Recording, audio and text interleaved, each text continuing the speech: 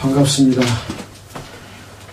오늘 또 새로 오신 분도 오시고 그래서 뭐 환영의 박수 한번 쳐드리시죠. 네, 반갑습니다.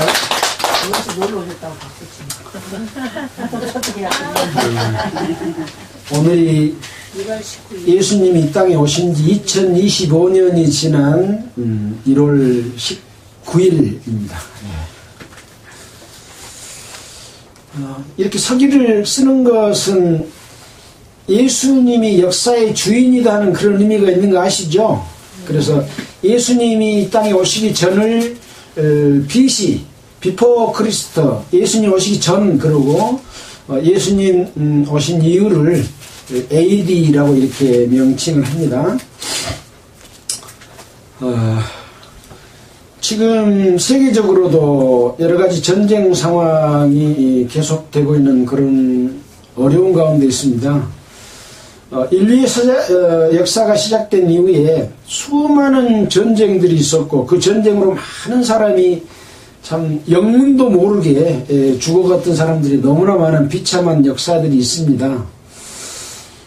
또 지금 우리나라에서는 귀신을 믿는, 악령을 믿는 그러한 점치는 사람, 또 역술가들에 의해서 나라가 좌지우지 돼가지고 지금 엄청난 소요가 지금 일어나고 있잖아요.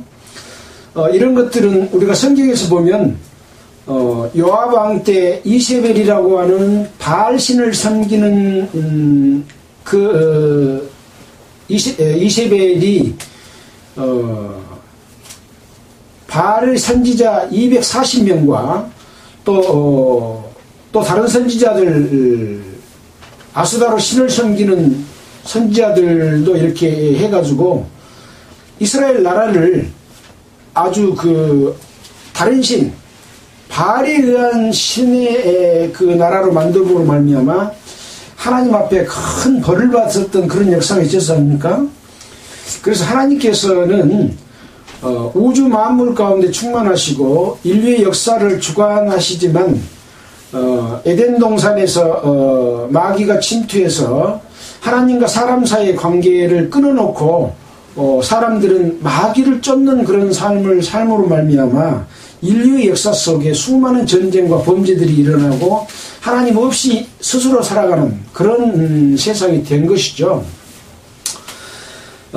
지금 그래서 우리가 우리 자신을 돌아볼 때 우리가 이제 어린아이로 이렇게 응애하고 태어나서 어렸을 때는 아무 자기 지각 능력이 없잖아요. 그러나 이제 어느 정도 4학년, 5학년, 6학년 이렇게 되면은 어떤 그 사물에 대한 것도 알 수도 있고 점점 또 이성도 알아지고 막 이런 나이가 되잖아요. 그래서 그러면서 자기 자신이 형성이 됩니다. 자의 형성이라고 그러거든요. 그래 이제 학교 다니면서 공부도 하고 또 가족을 통해서 사회를 통해서 또 세상 살아가는 방법도 배우잖아요. 그러면 언제인지 모르게 내 자신이 내가 배우고 생각하는 가치에 따라서 그냥 살아가는 것이 인생이다 그렇게 생각을 합니다. 근데 인류의 역사의 시작, 인생은 어디서부터 시작이 됐습니까? 하나님이 아담을 창조하고 이브를 창조함으로부터 시작이 됐거든요. 근데 그것을 모르고 나는 이 세상에 그냥 스스로 와가지고 내 맘대로 살고 내 맘대로 가는 인생이다. 그렇게 그냥 생각해 버린다는 거죠. 그러니까 죽으면 끝이지 뭔 내세가 있냐 이렇게 생각해 버리는 것이거든요. 그러나 우리가 진리라고 하는 것은 하나님이 만들어 놓은 우주 만물이 돌아가는 섭리, 자연 속에 이 진리가, 하나님의 진리가 다 깃들어 있거든요. 이 진리는 질서 유지가 되고 있는 것이라고 할 수 있습니다. 지금 우리는 지구에 살고 있잖아요. 지구에 태양을 중심으로 한 위성들이 지구의 주위를 이렇게 돌고 있습니다. 생명이 없는 물체가 스스로 힘을 낼 수 있는 거 봤습니까? 자, 지금 이 책 자체는 생명이 없지요. 근데 놓으면은 뚝 떨어지죠. 왜 떨어집니까? 마녀 인력이라고 하는 땅이 이 책을 끌어당기기 때문에 놓으면 떨어집니다. 공중에가 안 있고. 근데 저 대기권 위로 올라가면 물체를 놓으면 떨어집니까? 안 떨어지고 그대로 둥둥 떠다니는 거예요. 그래서 생명이 있는 곳에는 반드시 어떤 힘이 작용한다. 그래서 우주 만물을 붙들고 있으신 분은 하나님이다 그런 거죠. 그래서 하나님이 우주 만물을 창조하고 사람을 창조했는데 이 하나님이 이 사람을 창조하기 전에 천사를 먼저 창조를 했습니다. 천사는 뭐하는 역할을 합니까?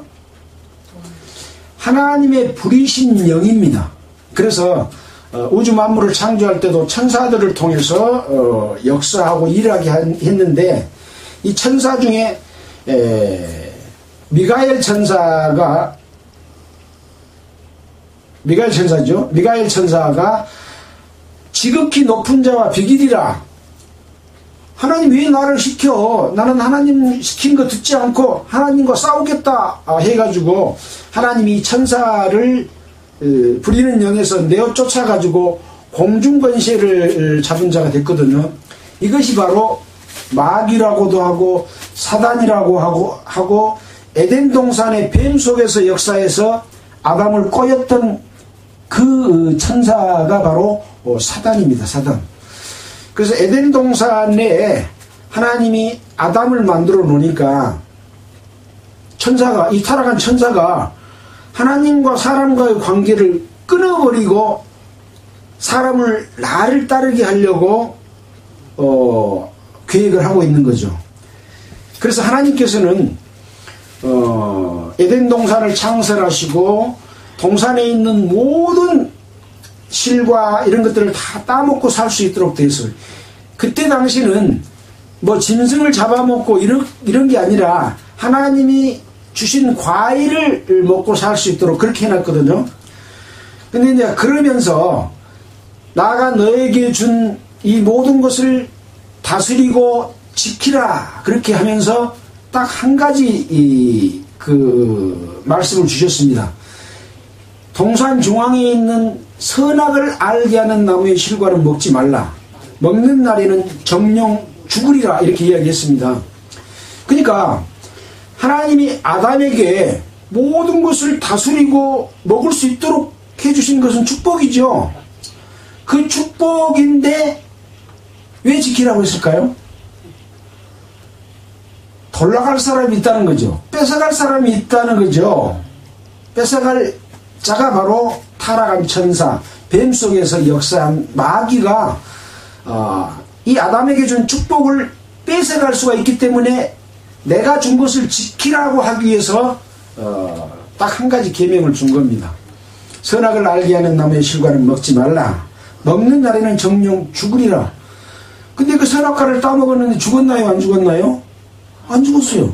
그 죽었다가는 말은 무슨 말이냐? 하나님이 인간을 만들 때 인간의 영혼을 주었고 그 영이 하나님과의 관계를 맺도록 그렇게 창조를 했습니다. 그 영이 하나님으로부터 끊어져서 하나님과 소통할 수 없게 된 것을 죽음이라고 말합니다. 그래서 우리는 세상에 육신으로 태어나서 응애하고 태어나는데 영혼은 있지만 그 영이 하나님과 끊어져 있습니다. 왜? 아담으로부터 물려받은 죄 때문에 끊어져 있는데 이것을 다시 회복해 주는 것이, 영을 다시 살리는 것이 하나님이 예수 그리스도를 통해서 우리를 다시 태어나게 해서 우리 영과 하나님의 영을 이렇게 만날 수 있도록 해주셔서 하나님의 영이 우리 속에서 들어와서 성령이 우리를 하나님과 연결을 시켜주도록 그렇게 해놨습니다. 이때 이제 아담이 어떻게 해서 꼬임을 당했나요? 타락한 천사가 지극히 높은 자와 비길이라, 하나님 말 안 듣고 나는 내 마음대로 살겠다 하는 그런 아까 말한 어렸을 때에서 성장하면서 자아의식이 길러졌다 그랬잖아요. 내가 주인이고 내 마음대로 할 수 있다라고 하는 이 타락한 천사의 마음이 그 마음인 거죠. 아담도 역시 하나님의 영을 그 속에 심었기 때문에 아담은 하나님의 영의 쪼가리라고 할 수 있습니다. 영은 생명이잖아요. 근데 그 속에 자아의식을 줬기 때문에 자기가 결정권을 가지고 있는 거죠. 그러면 무엇을 해야 되나요? 하나님의 뜻을 따라서 하나님과 더불어 살아가야 되는데 마귀가 야, 네 선악과 먹지 마라 그랬는데 이걸 먹으면 네 눈이 밝아져서 하나님과 같이 돼. 그렇게 꼬였어요. 그러니까 하나님과 같이 돼? 하고 자기가 자기 속에 있는 그 자아의식이 하나님과 같이 되고 싶은 마음이 생긴 거예요. 그것이 누구의 마음이요? 아담의 마음이지만 타락한 천사의 마음이 있는 거예요. 그래서 타락한 천사가 자기도 그렇게 했던 것처럼 이 사람도 그렇게 꼬이면 넘어갈 거라는 걸 알았지요. 그래서 그것을 먹었더니 눈이 밝아져서 선악을 분별할 줄 아는 그것이 생겼기 때문에 하나님이 두려워하여 숨었잖아요. 바로 하나님의 질서가 마귀에 의해서 아담을 꼬여서 하나님과의 관계의 질서가 깨진 겁니다. 그럼 질서를 회복하려면 어떻게 해야 되나요? 하나님 앞으로 다시 돌아가야 되는 거죠. 그래서 우리가 이 땅에 태어나서 살고 있지만 하나님과 끊어진 관계를 회복해서 늘 하나님과 함께 살아가도록 하는 것이 예수 믿는 목적이고, 그렇게 하기 위해서 이 성경의 66권의 역사가 시작된 겁니다. 아주 간단한 부분이지만 사람들은 내 마음대로 살고 싶어서 하나님 없이도 그동안에 잘 살았잖아요. 그렇게 생각하는 거예요. 그 잘 산 것은 우리 육신이 잘 산 것일 뿐이지 우리 영은 하나님과 끊어져 있기 때문에 하나님이 우리에게 주시고자 하는 영원한 영생의 축복은 없는 거죠. 그래서 다시 태어나야 되고 그것이 거듭남이고 구원받는 것이거든요. 구원받는 것으로 끝나는 것이 아니라 구원받은 하나님의 백성이 하나님과 함께 늘 살아야 되는 숙제가 남아있는 것이 생활 가운데 구원이라고 할 수가 있습니다. 구원은 받았는데 하나님의 뜻과 다르게 살아가. 제사를 다른 방법으로 지내면 제사장이 즉사했잖아요. 예배를 하나님의 뜻과 다른 방법으로 예배드리면 지금은 즉사하지는 않아요. 하나님께서 마지막 심판 때에 그것을 심판을 해서 하나님 앞에 올바르게 산 사람, 살지 못한 사람을 구분해서 하나님의 영광에 들어갈 사람은 아주 적은 숫자에 불과하다는 거죠. 우리는 그동안 성경을 통해서 루시퍼, 아까 미가엘이라 했는데 루시퍼 천사가 타락한 천사, 쪽지를 보내주셔서 감사합니다. 루시퍼 천사가 타락한 천사입니다. 자, 그래서 성경 속에서 우리가 배우는 것은 하나님이 살아계시고 역사하시고 우리는 어떻게 살 것인가 라고 하는 것을 배우는 것이죠.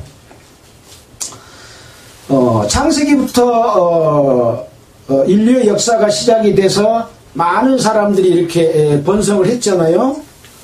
번성을 했는데 하나님을 떠나서 살아가다 보니까 많은 죄들을 짓고 삶으로 말미암아 노아의 홍수 사건이 있었습니다.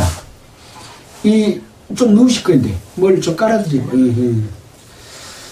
노아 홍수 사건은 인간이 하나님을 떠나서 죄가 이 세상에 관영함으로 말미암아 노아 홍수가 일어났고, 그 중에서 당대의 의인인 노아와 노아의 8 식구를 구원해 줬습니다.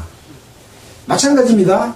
지금 세상에는 수십억, 40억, 50억, 60억의 인구가 지금 살고 있잖아요.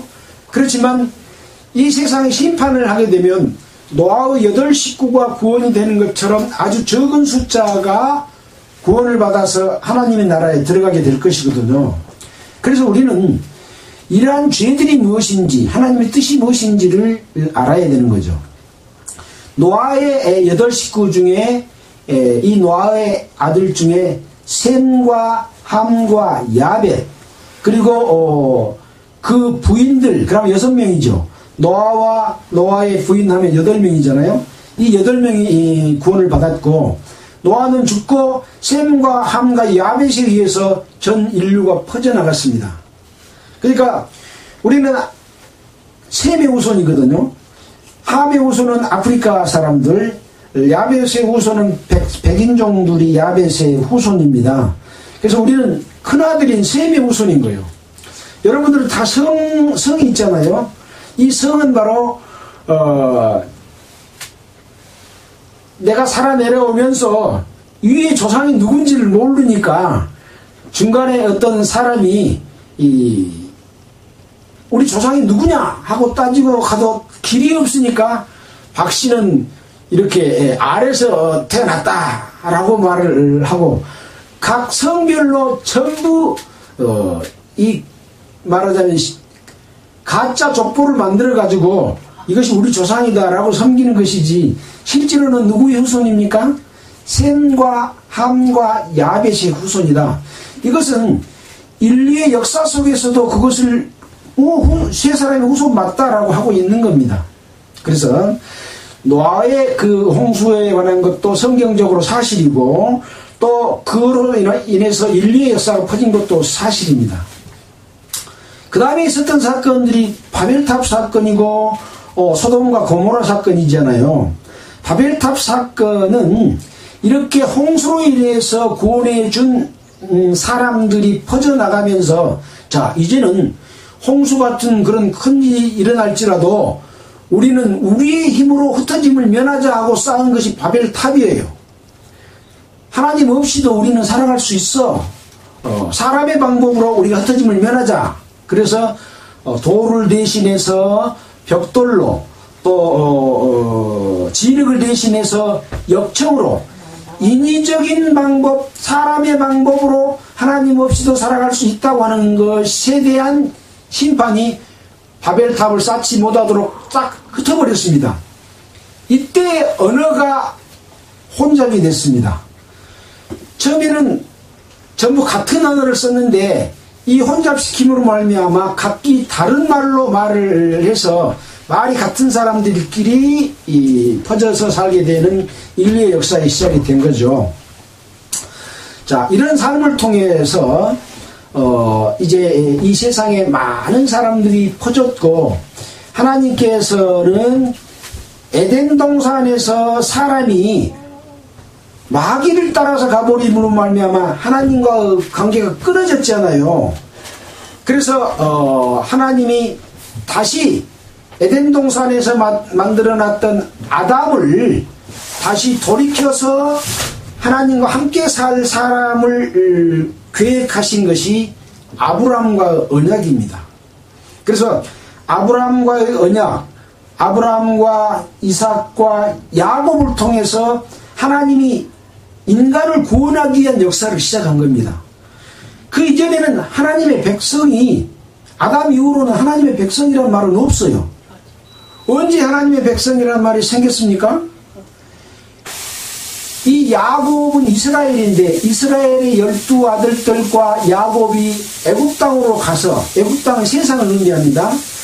애굽 땅으로 가서 6월절 어린 양의 피로 말미암아 장자 죽음에서 구원해 냈고 구원해 냈을 때 그때 하나님의 백성이라고 한 겁니다.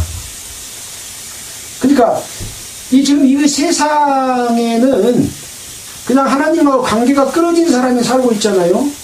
예수 그리스도로 말미암아 어린 양 예수 그리스도로 말미암아 구원을 얻을 때 그때부터 하나님의 백성이 되는 거예요.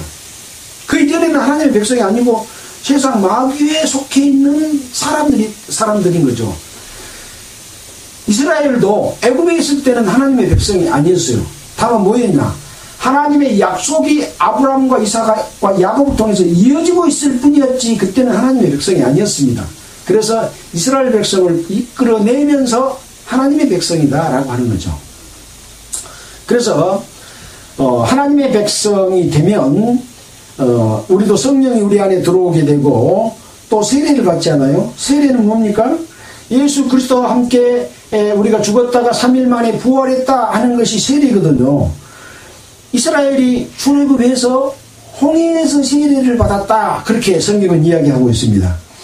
이 세례 받고 나온 이스라엘에게 시내산에서 율법을 줬습니다. 이 율법은 이스라엘 백성이 하나님과 함께 살아가는 방법입니다. 어떤 것이 하나님의 질서를 무너뜨린 것이고, 어떤 것이 죄고, 어떤 것이 부정한 것이고, 그렇게 됐을 때는 어떻게 해야 된다라고 하는 법을 준 거죠. 세상 사람에게 준 것이 아니라 하나님의 백성에게 줬기 때문에 이스라엘 백성들은 이 주신 율법대로 살아야 되는 거죠. 근데 사람이 율법대로 살 수가, 사실 율법은 지킬 수 있는 건데 사람이 하나님의 뜻을 따르지 않음으로 말미암아 범죄하게 된다 이 말이에요. 범죄를 하면 어떻습니까? 죄의 삭은 사망인 거예요. 하나님하고 관계가 또 끊어지는 거예요. 이런 율법을 줬는데 이 율법은 이스라엘 백성들, 자기 백성을 죽이려고 준 것이 아니라 사는 길을 열어주신 거예요. 그래서 율법을 지키려고 했는데 안 지켜져서 죄를 짓잖아요. 그러면 레위기에 나와 있는 제사법을 통해서 죄사하는 방법을 주신 것이 레위기서의 제사법입니다. 그래서 율법과 제사법이 함께 있음으로 말미암아 하나님과 늘 함께하고 하나님과 동행하며 내가 거룩하니 너희도 거룩하라고 하는 것을 율법을 통해서 죄인 것을 깨닫고 제사법을 통해서 속죄제, 속건제, 서원제, 감사제를 드리므로 말미암아 다시 하나님과 함께할 수 있는 것이다 라고 법을 준 거죠. 이것은 구원받은 하나님의 백성에게도 마찬가지입니다. 예수 그리스도로 말미암아 구원을 받았지만 하나님과 함께 살아가야 되는데 옛날에 하나님을 떠나서 바벨탑을 쌓던 것처럼 다른 신을 섬겼던 것처럼 제사장이 다른 불로 제사 지내다가 즉시 죽어버렸던 그런 것처럼 하나님의 방법이 아닌 다른 방법으로 제사를 지내면 하나님과 관계가 끊어지게 되는 거죠. 그래서 우리는 역사 속에서 이스라엘의 이제 모세를 통해서 여호수아를 통해서 사사 시대를 통해서 이스라엘 백성들이 제사장이 죄를 지면 돼야 안 돼요? 안 되잖아요. 근데 뇌물을 받고 재판을 굽게 해. 그러니까 이스라엘 장로들이 하나님 또 사무엘 선지자 보고 우리도 세상에 있는 왕처럼 왕을 줘가지고 저런 잘못된 길로 가지 않고 또 우리가 그 왕의 뜻을 따라서 좀 나라가 좀 깨끗하게 바르게 세워졌으면 좋겠습니다 하고 왕을 주십시오 하고 구했던 거예요. 사무엘이 생각해 보니까 이것이 맞지 않는 거예요. 왜 맞지 않느냐? 이스라엘 백성을 인도하는 왕은 하나님이시거든요. 근데 세상에 있는 세상 백성들처럼 왕을 주라고 하니까 내가 왕인 것을 이스라엘 백성들은 부인하는 것이다. 나를 거역하는 것이다. 배반하는 것이다. 라고 하나님께서는 사무엘을 통해서 일러주셨거든요. 그러니까 이스라엘 백성들이 왕을 구하는 것은 옳지 않는 거죠. 성도들이 하나님 외에 다른 어떤 왕을 구해가지고 그 왕의 통치를 받으면 중간 과정이 생기잖아요. 구원을 받으면 모든 성도가 베드로전서에 나와 있는 것처럼 왕같은 제사장이라고 있습니다. 구약시대에는 왕이 있고 제사장이 있었지만 신약시대에 구원받은 거듭난 성도들은 왕이기도 하고 제사장이기도 하는 거죠. 그래서 하나님께서는 이스라엘 백성들이 원하는 대로 그래 왕을 주마. 그 대신 왕의 제도가 무엇인지는 알려주겠다 하면서 왕을 주게 되면 왕의 통치를 받아야 된다. 그러고 왕의 제도를 알려주고 줬습니다. 자, 그러면 왕을 나쁜 사람을 선택할까요? 이스라엘 백성 중에서 좋은 사람을 택할까요? 네, 그래서 사울왕을 택했습니다. 사울왕은 다른 사람보다 어깨 위로 머리 위로 또 머리가 있을 만큼 어깨 위로 다른 사람보다 더 컸고, 인물도 잘생기고 아주 겸손하고 그런 왕을 줬습니다. 근데 왕이 되고 이제 다른 주변의 나라, 일곱 족속 이런 나라들과 늘 전쟁을 하지 않습니까? 가나안 땅에 들어갈 때 다 물리치지 않고 남겨놨기 때문에. 그래서 아말렉과의 싸움을 할 때 그 아말렉 땅에 살고 있는 모든 족속과 양이나 어린아이까지 다 진멸하라고 했습니다. 왜 진멸하라고 했냐? 남겨놓으면 그것이 너희들에게 올무가 돼가지고 그들이 지은 죄를 너희도 죄를 지을까 염려한다. 그래서 진멸하라고 했어요. 근데 진멸하지 않고 좋은 양, 또 이쁜 여자, 아가씨들 이런 것은 남기고 나쁜 것만 진멸을 한 거예요.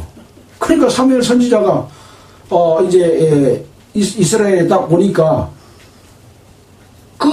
원래 아말렉 족속들이 가지고 있었던 양과 이런 소리가 나니까 이 소리가 뭐냐라고 이제 사울에게 물어보니까, 이거요, 백성들이 하나님 앞에 제사 지내려고 남겨놓은 양입니다 라고 변명을 한 거예요. 하나님께서 진멸하라고 했으면 진멸해야 돼요, 안 해야 돼요? 진멸해야 돼요. 근데 남겨놓는 거예요. 그래서 이것을 남겨놓고 계속해서 변명을 하고 또 변명을 하고 이렇게 하니까 하나님께서 사울왕을 세운 것을 후회하고 사울왕을 버려서 다시는 왕이 되지 못하게 해버린 거예요. 이게 이제 우리 구원받은 성도들로 봐서는 무엇과 같으냐? 우리가 늘 설명해서 다 알고 계신 내용과 같이 이스라엘 가나안 땅이 성소인 것처럼 지금 하나님은 어디가 계세요? 우리의 몸 안에 계신 거예요. 우리가 구원받을 때 성령이 들어오시잖아요. 그러면 성령이 들어와서 오셨으면 우리 몸 안에 그동안에 내가 어렸을 때부터 크고 자라면서 살아왔던 모든 좋은 거, 그 다음에 좋은 방법, 삶의 어떤 그 방법과 가치, 이런 것들을 진멸해야 된다 이거예요. 그리고 오직 성령께서 우리에게 인도하시는 대로 하나님의 뜻을 따라야 되는데, 구원받은 성도들이 그걸 안 해. 그동안에 내가 생각했던 지식과 능력과 나의 좋은 점들대로 신앙생활을 해. 이것은 진멸하지 않는 것과 같은 것이라고 하는 것이기 때문에 100% 하나님의 말씀을 따라서 우리는 살아가야 되는데 그렇지 않는 것이다 라고 하는 것이, 사울왕이 하나님으로부터 다시 왕이 되지 못하게 하고 나중에 사울왕은 결국 죽지 않아요? 이런 역사가 있었다라고 하는 것을 우리는 공부를 했습니다. 오늘은 이제 역대상 11장을 할 차례인데, 지난주에 역대상 10장에서 사울왕이 죽은 내용 우리가 공부했죠. 그래서 하나님의 뜻과 하나님의 역사와 이스라엘 자기 백성 이스라엘과 이스라엘 백성이 어떻게 살아왔는지, 어떤 것이 죄인지, 어떻게 살면 안 되는지를 지난주 사울왕을 통해서 다시 한번 우리에게 알려준 그런 내용이다 라고 하는 것을 말씀을 드렸습니다. 오늘은 이제 역대상 11장에 있는 내용을 통해서 하나님께서 우리에게 또 보여주시는 내용이 무엇인지를 공부해 보도록 하겠습니다. 역대상 11장은 다윗이 이스라엘의 유다의 왕이 된 그런 내용을 기록해 놨고, 그 다윗과 함께한 용사들에 대한 기록을 해놨습니다. 읽어보면서 함께 생각해 보도록 하겠습니다. 역대상 11장 1절입니다. 온 이스라엘이 헤브론에 모여 다윗을 보고 가로되 우리는 왕의 고륙이니이다. 전일 곧 사울이 왕이 되었을 때에도 이스라엘을 거느려 출입하게 한 자가 왕이셨고 왕의 하나님 여호와께서도 왕에게 말씀하시기를 네가 내 백성 이스라엘의 목자가 되며 내 백성 이스라엘의 주관자가 되리라 하셨나이다 하니라. 그러니까 다윗은 이 사울왕이 범죄함으로 말미암아 하나님께서 사무엘을 통해서 다윗에게 기름을 부었고 앞으로 왕이 될 것을 이야기를 했습니다. 이 다윗은 어떠한 사람이었기에 유다 나라의 왕이 될 수 있었느냐 하는 부분들은 우리가 성경을 통해서 살펴볼 수가 있습니다. 다윗은 사무엘상 17장에 보면 다윗과 골리앗의 전쟁을 우리가 빼놓을 수 없는 너무나 성경 역사 속에서 잘 아는 그런 내용이지 않습니까? 블레셋의 장수인 이 골리앗이 이스라엘 하나님의 군대인 이스라엘을 모독하면서 야 나하고 너희 군대 중에서 한 사람을 뽑아내서 나하고 싸워가지고 내가 이기면 너희들을 통치하고 너희가 이기면 우리가 통치를 받겠다. 그러니 한 사람 나와라 하면서 이렇게 하나님의 백성 군대들을 무시하는 그런 발언을 하고 하나님을 모독하는 발언을 한 것을 다윗이 듣고 다윗은 그때 어린 소년이었거든요. 근데 내가 나가서 싸우겠습니다 하고 사울 왕에게 나아가니까 니는 어리니까 너는 싸울 수 없으니까 가라 라고 했지만 나는 양을 지키는 아버지의 양을 지키는 목동으로서 그 양을 잡아먹기 위한 사자가 왔을 때 사자를 죽이고 또 사자가 달려들면 그 수염을 잡고 물리쳐서 내가 죽였던 그런 사람입니다 하고 이야기를 하고 내가 겨이 싸우러 나가겠다 하고 말하니까 사울 왕이 기특해서 그랬는지 그러면 나의 갑옷을 벗어줄 테니까 나의 칼과 줄 테니까 네가 이거 입고 가서 싸워봐라. 다윗이 그걸 입어보니까 사울 왕은 키가 크잖아요. 칼도 크고 자기 몸에 안 맞아. 그러니까 이걸 벗어버리고 물맷돌 5개 하고 요 기구 2가지만 막대기하고 물맷돌만 가지고 다윗 앞에 섰죠. 자, 그 부분을 한번 살펴볼까요?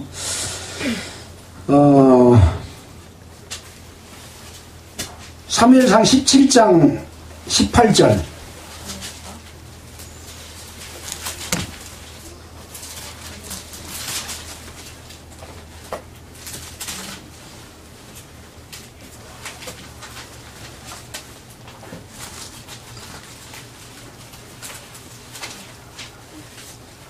아, 8절입니다. 8절.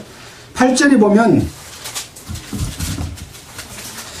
그가 서서 그가라고 하는 것이 골리앗입니다. 이스라엘 군대를 향하여 외쳐 가로되 너희가 어찌하여 나와서 항우를 벌였느냐. 나는 블레셋 사람이 아니며 너희는 사울의 신복이 아니냐. 너희는 한 사람을 택하여 내게로 내려보내라.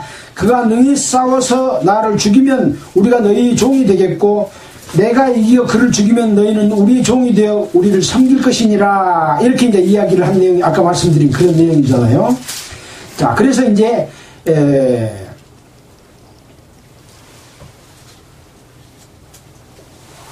19절에 보면 때 사울과 그들과 이스라엘 모든 사람이 엘라 골짜기에서 블레셋 사람과 싸우는 중이더라. 다윗이 아침 일찍이 일어나 양 지키는 자에게 맡기고 이세의 명대로 가지고 가서 진영에 이른즉 마침 군대가 전장에 나와서 싸우려고 고함하며 이스라엘과 블레셋 사람이 항우를 벌였고 양군이 서로 대적하였더라. 다윗이 그 짐을 지키는 자의 손에 맡기고 군대로 달려가서 형들에게 문안하고 그들과 함께 말할 때에 마침 블레셋 사람의 싸움 도두는 가드 사람 골리앗이 하려 하는 자가 그 항우에 서서 나와서 전과 같은 말을 하며 아까 이스라엘 군대하고 싸워서 내가 지면 너희 종이 됐고 너희들이 지면 나의 종이 된다라고 하는 그 말을 다시 들었습니다.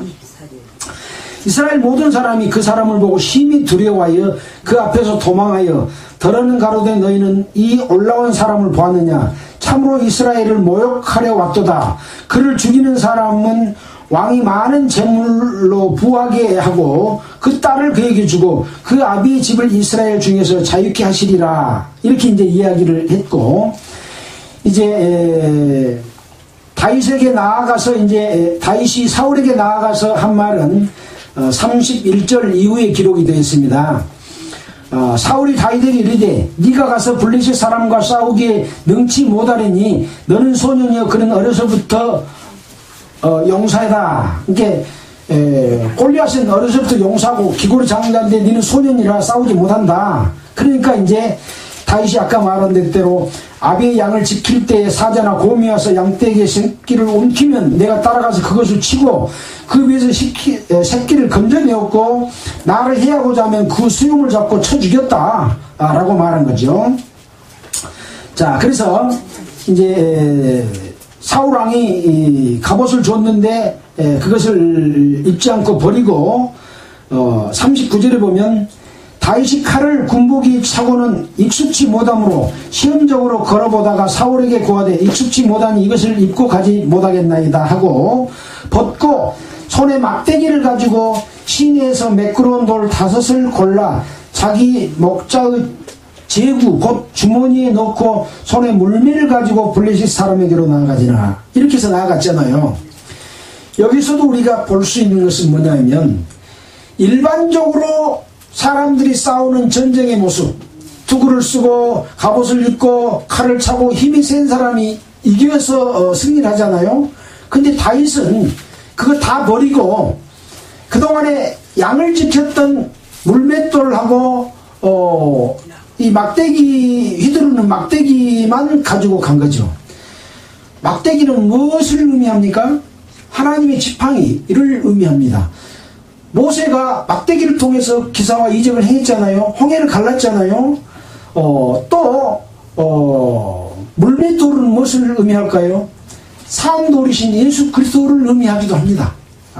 그래서 하나님과 예수님을 믿고 나아가서 싸우는 그런 모습을 미리 볼 수 있는 그런 상황이라고 할 수 있습니다.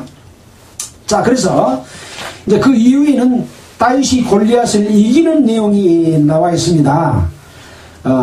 다윗이 블레셋 사람에게 45절입니다. 이르되 너는 칼과 창과 단창으로 내게 오거니와 나는 만군의 여호와 이름 곧 네가 모욕하는 이스라엘 군대의 하나님의 이름으로 너에게 가노라. 방금 제가 말씀드린 그대로잖아요. 나는 하나님의 이름으로 간다. 너희들은 칼과 창과 단창으로 내게 오지만 나는 너희들이 모욕하는 이스라엘 군대의 하나님의 이름으로 너에게 간다. 오늘 여호와께서 너를 내 손에 붙이시리니 내가 너를 쳐서 내 머리를 베고 블레셋 군대의 시체로 오늘날 공중의 새와 땅의 들짐승에게 주어 온 땅으로 이스라엘에 하나님이 계신 줄 알게 하겠고 또 여호와의 구원하심이 칼과 창에 있지 아니함을 이 무리로 알게 하리라. 전쟁은 여호와께 속한 것인즉 그가 너희를 우리 손에 붙이시리라. 이렇게 다윗 왕이 골리앗을 물리치러 갈 때 그 준비하고 자기가 믿고 있는 하나님에 대해서 분명한 태도를 보였잖아요.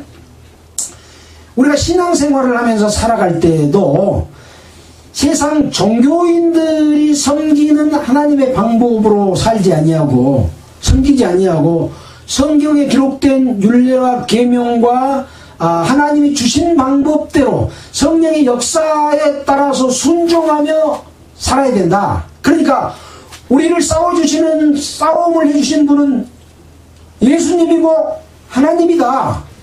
나는 그것을 믿고 간다. 너희들 보기에는 초라하고 아무것도 아니게 보이지만 너희들이 지금 큰 예배당 짓고 숫자 많고 엄청난 찬양대 만들고 관여나 오케스트라하고 조직으로 다스리고 통치하고 일주일 내내 성도들 모으고 하지만 그것은 하나님의 방법이 아니다. 오직 우리는 비록 숫자가 적을지라도 성령의 인도함을 받고 하나님의 뜻에 합당한 대로 우리는 예배를 드린다 라고 하는 것과 같은 비교될 수 있는 그런 내용이라고 하는 것이죠. 아까 바벨탑에서도 그 내용을 설명했잖아요. 이런 내용들은 이제 앞으로 종교는 기독교, 하나님을 믿는 기독교가 마귀에게 포섭이 돼서 마귀의 집단이 되어버린 기독교를 종교라고 말하고 음료라고 말합니다. 이것이 요한계시록에서 멸망받을 바벨론입니다. 바벨론은 음료고 마귀고 세상 왕들과 함께하고 있는 무리다. 지금 세상이 악한 무리들이 지배하고 통치하고 다스리고 있잖아요. 이것은 하나님의 뜻이 아닙니다. 마귀의 뜻입니다. 근데 마귀가 심판 전까지, 바벨론을 멸망시키기 전까지는 종교가 득세하고 왕들이 득세하고 악한 자들, 귀신들의 그 통치나 다스리고 점치고 뭐 손에 왕자 쓰고 이런 짓거리를 하는 거죠. 이런 것들은 앞으로 다 바벨론 멸망할 때 심판받고 멸망할 것이라고 하는 것인데, 그러면 성도들은 어떻게 살아야 되느냐? 이 그동안에 살아왔던 창이나 방패나 갑옷이나 긴 칼로, 그것은 아주 어떻게 보면 하나님을 공경하는, 싸움을 하는 아주 좋은 무기일 것 같아요. 그러나 그 무기로 이길 수 없다. 하나님은 오직 하나님의 말씀으로 대적에서 능히 이겨라. 이런 내용은 이제 이따가 마지막에 살펴보도록 하겠습니다. 자, 그런 상황인 거죠. 자, 그래서 다시 이제 역대상으로 돌아와서 3절입니다. 이에 이스라엘 모든 장로가 헤브론에 이르러 왕에게 나아오니 다윗이 헤브론에서 여호와 앞에 저희와 언약을 세우며 저희가 다윗에게 기름을 부어 이스라엘 왕을 삼으니 여호와께서 사무엘로 전하신 말씀대로 되었더라. 이제 다윗을 왕으로 세운 이유는 방금 그런 다윗과 골리앗의 싸움도 있고, 또 우리가 이 사울 왕이 다윗을, 하나님의 기름 부은 다윗을 죽이려고 얼마나 많이 쫓아다니고 했습니까? 성경에 여러 장 속에 이런 내용이 나와 있는데, 다윗은 사울을 죽일 수 있는 기회가 2번인가 3번인가 있었는데도 사울 왕을 살려줬죠. 하나님의 기름 부은 자를 내가 죽이지 않겠다. 그래서 살려준 거죠. 그런 다윗의 이 하나님을 믿는 올바른 진리를 따르는 그런 다윗의 마음 때문에 바로 골리앗을 이기게 하고 다른 여러 싸움에서도 승리하게 하는, 하나님과 함께 하심으로 말미암아 승리하게 하는 그런 능력을 보여주심으로 말미암아 이스라엘 백성들도 이런 다윗을 알고 당신이 우리를 출입하겠고 그런 사람이다 하면서 왕으로 세우는 이런 일이 11장 상반절에 나와 있죠. 자, 다윗이 온 이스라엘로 더불어 예루살렘 곧 여부수에 이르니, 예루살렘이 곧 여부수다 이런 이야기죠. 여부수 토인이 거기 거하였더라. 여부수 토인이 다윗에게 이르기를 네가 이리로 들어오지 못하리라 하나 다윗이 시온성 산성을 빼앗았으니 이는 다윗성이더라. 여부수 토인들을 물리치고 빼앗았는데 그것이 시온성 산성이고 다윗성입니다. 다윗이 가로되 먼저 여부수 사람을 치는 자는 두목과 장관을 삼으리라 하였더니 수르야의 아들 요압이 먼저 올라갔으므로 요압이 이 병사들의 두목이 되었습니다. 다윗이 그 산성에 거한 고로 우리가 다윗성이라 일컬었으며 다윗이 밀로부터 두루성을 쌓았고 그 남은 성은 요압이 중소했더라. 그래서 이제 그 땅을 점령하면 성을 쌓고 외세가 침입하지 못하도록 했는데, 그 남은 성은, 다윗이 쌓다가 남은 성은 요압 장군이 쌓았다, 중소했다. 만군의 여호와께서 함께 계시니 다윗이 점점 강성하여 가니라. 이게 중요한 말씀이죠. 만군의 여호와 하나님이 함께 하시니 강성하여 갔다라고 하는 것이죠. 성도들이 세상의 방법과 세상 좋을 대로 하는 것이 아니라 하나님의 능력만 믿고 성령만 믿고 의지하게 되면 만군의 여호와께서 함께 하시니 강성하여 갔다라고 하는 것 같은 그런 의미의 내용이라고 볼 수 있겠습니다. 자, 이제 10절부터 마지막 47절까지는 다윗의 용사들에 관한 내용을 기록을 해놨습니다. 다윗의 용사들에 관한 내용은 사무엘하 23장 8절로 39절에도 똑같이 기록이 되어 있는 그런 내용입니다. 그래서 역대상은 이스라엘의 역사를 다시 한번 훑어보면서 하나님이 주시는 교훈이 무엇인가를 우리가 알아보는 거라고 했잖아요. 그래서 야소보암이라고 하는 다윗의 용사가 있다 하는 내용을 기록을 해놨습니다.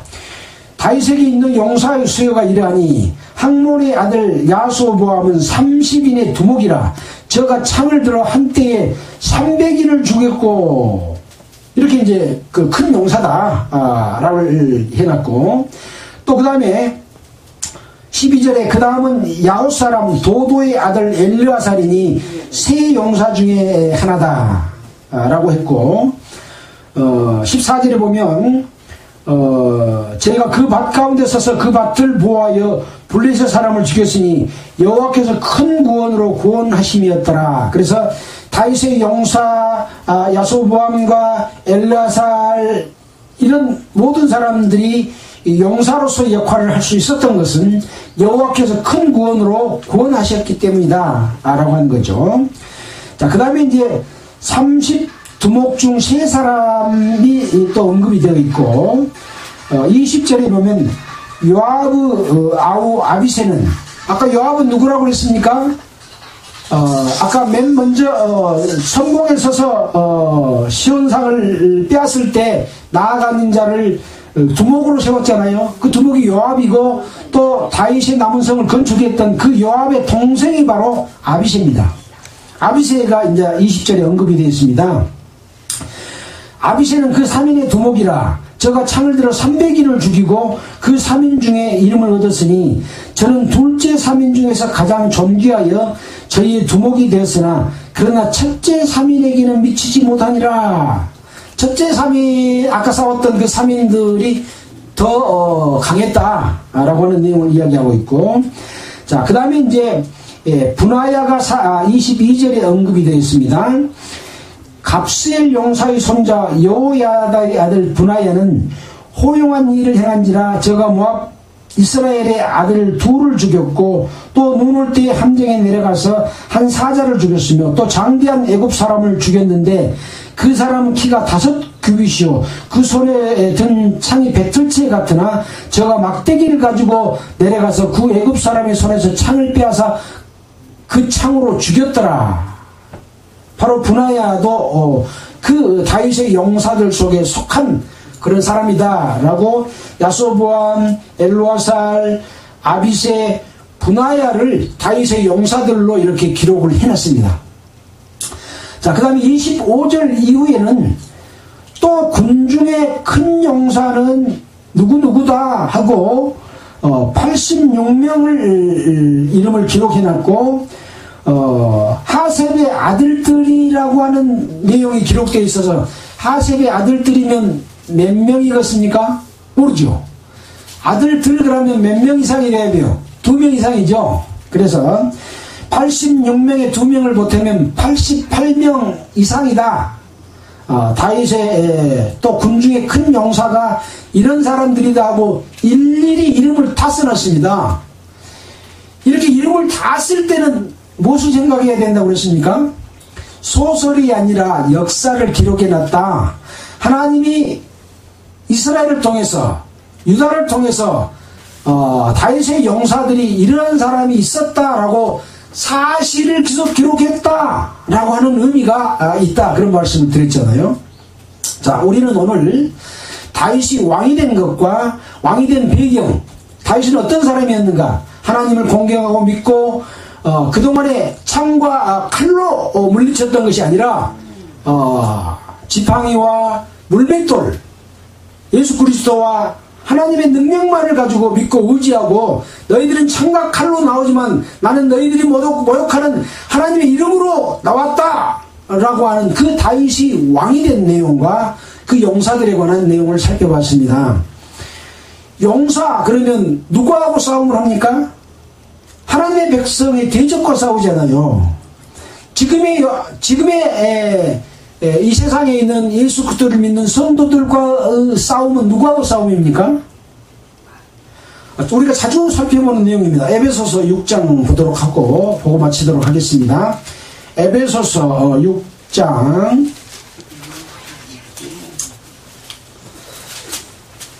자, 정말로 너희가 주 안에서와 그 힘의 능력으로 강건하여지고 마귀의 괴계를 능히 대적하기 위하여 하나님의 전신갑주를 입으라. 이 마귀는 에덴 동산 안에서 아담과 이브를 꼬여서 하나님과의 관계를 끊고, 마귀의 세력은 나를 따르라. 그래서 이 인류의 역사 속에서 마귀가 지배하는, 다른 신들이 통치하는, 점쟁이들이 나라를 다스리는 이런 잘못된 길로 갔던 것이 다 이 마귀의 괴계에 속합니다. 거기에서 싸우기 위해서는 전신갑주를 입으라. 우리의 씨름은 혈과 육에 대한 것이 아니요. 316페이지입니다. 신약성경. 정사가 뭐인가요? 정사.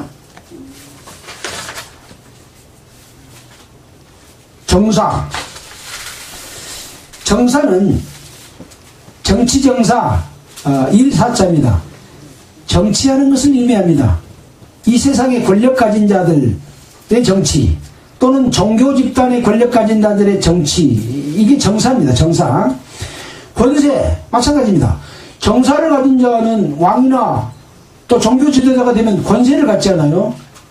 로마 교황이 그 카톨릭을 통치하고 다스리는 권세를 가지고 있잖아요. 교황 보기를 얼마나 많은 사람들이 원합니까? 하나님이 종이다고 이렇게 이야기하면서 그런 권세를 의미합니다. 정사와 권세와 세상 주관자들, 이런 사람들이 지금 세상을 주관하고 있습니다. 왕들이, 대통령들이, 총리들이 세상을 주관하고 있잖아요. 거기에 배속된 군대들, 신하들, 다 이 세상 주관자들에 속한 무리들입니다. 지금 우리나라에서 벌어지는 귀신을 믿는, 악한 영을 믿는 세력들이 얼마나 많이 이 데모를 하고 막 법원을 쳐들어가고 막 부수고 해가지고 어젯밤에 그런 일이 있었지 않습니까? 이런 자들은 다 하나님을 믿는 자들이 아니고 세상 악한 영에 속해서 사리 분별도 못하면서 자기가 이거 이렇게 하는 것이 옳은 것이다라고 믿고 그렇게 하고 있는 거예요. 한마디로 말하면 잘못된 그런 쪽에서 미쳐버린 거죠. 법을 잘못 위반하면 자기 처벌될 것을 알면서도 미친 것이 더 커가지고 그런 권세 속에서 따라가는 것이 바로 세상 권세와 그 함께한 세상 주관자들에 부속되어 있는, 거기에 빠져있는, 이것은 솔직히 말하면 악한 영의 작용이라고 볼 수가 있습니다. 영들의 대함이라. 그러므로 하나님의 전신갑주를 취하라. 악한 날에 너희가 능히 대적하고 그 모든 일을 행한 후에 서기 위함이라. 그런즉 서서 진리로 너희 허리띠를 띠고 의의 형배를 붙이고 평안의 복음에 예비한 것으로 신을 신고 모든 것 위에 믿음의 방패를 가지고 이로써 능히 악한 자의 모든 화전을 소멸하고 구원의 투구와 성령의 검 곧 하나님의 말씀을 가지라. 그래서 전신갑주 또 하나님의 말씀을 가지고 마귀를 대적하는 것이 하나님의 백성인, 하나님의 용사인 우리가 해야 될 싸움이다. 근데 인위적인 방법으로 외형적이고 갑옷 입고 투구 쓰고 칼과 창으로 됐던 것처럼 일반적으로 통용된 종교적인 방법으로 하게 되면은 하나님을 믿는 것이 아니라 자기들이 했던 그 사람의 방법을 믿는, 그것도 바로 하나님을 믿는 사람들이라고 하지만 악한 영에게 미혹된 것과 같습니다. 처음도 하나님이요, 중간도 하나님이요, 끝도 하나님의 능력만을 믿었을 때만이 오직 하나님의 군사로서 싸울 수 있는 것이고, 그것은 우리가 성경 속에서 배워온 하나님의 뜻을 알고 하나님의 말씀대로, 성경의 말씀으로 무기를 삼아서 그들을 능히 이겨내야 된다 라고 하는 것입니다. 그래서 하나님을 잘못 믿는 외형과 형식과 숫자 많은 것과 또 모양을 존중해야 하는 이런 모든 것들은 전부 사탄의 그런 소산물이다.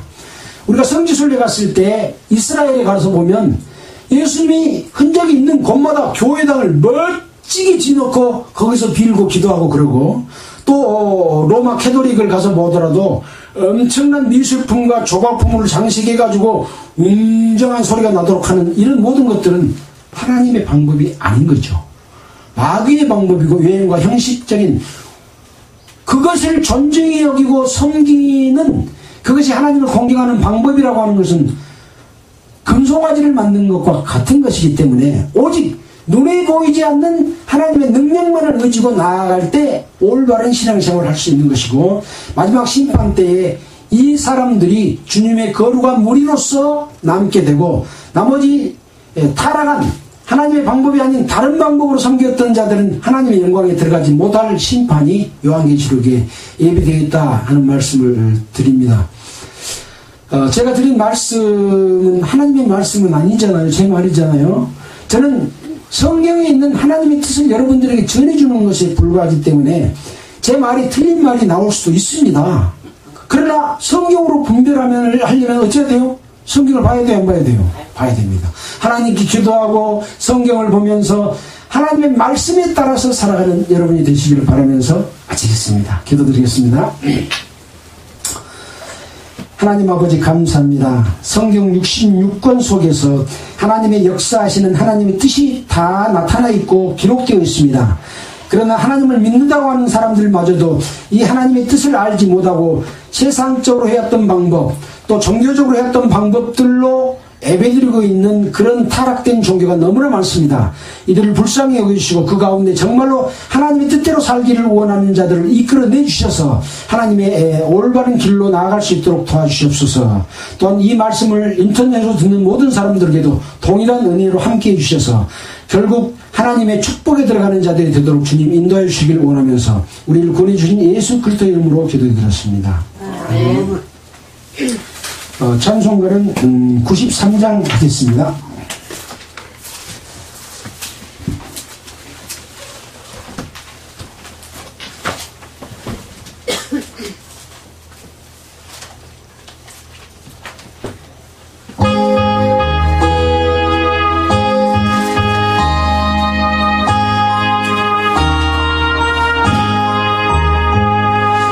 예수는 나의 힘이요 내 생명 대신이 구주 예수 떠나가면 죄 중에 빠지리 눈물이 앞을 가리고 내 맘에 근심 쌓일 때 위로하고 힘주시니 주 예수. 예수는 나의 힘이요 내 친구 되시니 그 은혜를 간구하며 풍성히 받으리. 햇빛과 비를 주시니 주수할 곡식 많도다.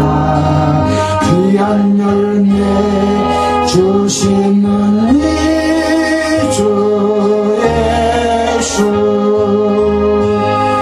예수는 나의 힘이요 내 기쁨 되시니 그 명령을 준행하여 늘 충성하겠네 주야로 보호하시며 바른 길 가게 하시니 의지하고 따라갈 주 예수 예수는 나의 힘이요 내 소망 되시니 이 세상을 떠나갈 때 곧 영생 얻으리 한없는 복을 주시고 영원한 기쁨 주시니 나의 생명 나의 기쁨 주 예수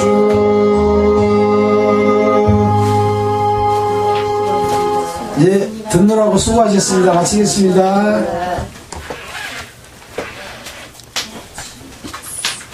요즘은 통증도 없고 잘 지내시오.